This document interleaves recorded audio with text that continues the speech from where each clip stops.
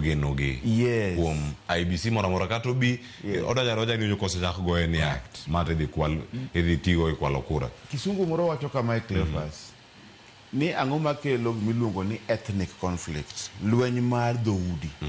Gima kelo lweny mar dhoudi en gi kisungu fear of the future lived in the past, luoro mar kiny nikech kaka nyoro nyochal. Koro ji luoro kiny. Ng'ato luoro kiny dhi chalo nade ka nyoro wadak kodi Cleophas to kindo nyochal kama. Ka waendelea dak kodi alora ni kiny dhi chalo nade kinda kodi. Koro mane problem ma IBC nigo. Nikech IBC mar Chesoni, mar okra mar Chesoni wach, mar ng'anene iluongo ni Sakasan, Kivuitu mokwongo nokodhi maber ahinya. Mar Sakasan nokodhi maber ahinya, ne gibe noriembgi out of office, noriembgi tich. Ng'en ko riemb ng'ato tich. Then Chebukati to in kod an wang'iyo gik manotimre, makara sama osetho to podo ka jo Kenya celebrate ni ng'ano otho.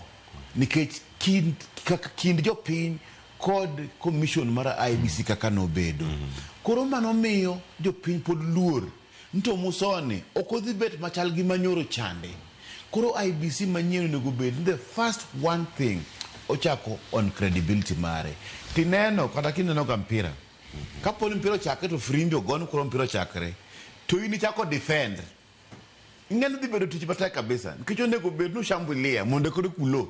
To kene ka IBC nyodo jitich nyoro to press release magitimo mokwongo gi defend themselves ni gima women rep mama je ocho chande okena dieri.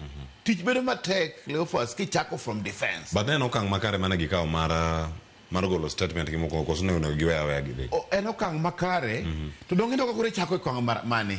Ichako kakuro goodwill mar jopiny be onge kodi asach. Ichako ge defense. Okonego bede chako at defense. Onego bede chako ki chako tich mambele. To kineko chako kare. Yes, donjo fees. To the first thing mikunge timo indiko statement. Onego bede ke donjo fees Cleophas ka wuono the first day.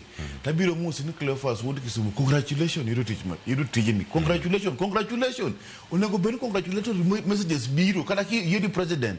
To presidents moko congratulate ni win election kuro congratulate. Okonego bero chako wangisi ni in what the kwalo kora no kata ka in kanya. Ingene ichako on a very bad position. Mane kaka pare. Ero kama na ya. Bon. Okang mana gikaw mokwongo ka nikech ne wacho